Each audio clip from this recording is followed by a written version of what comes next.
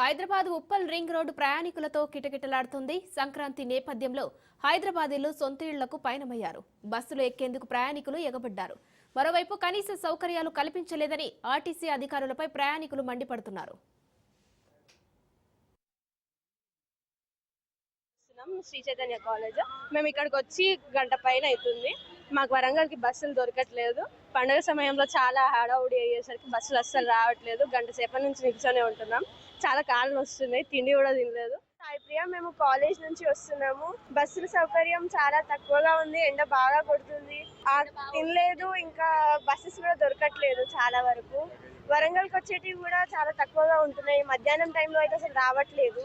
వచ్చా కూడా ఫిల్ వస్తున్నాయి.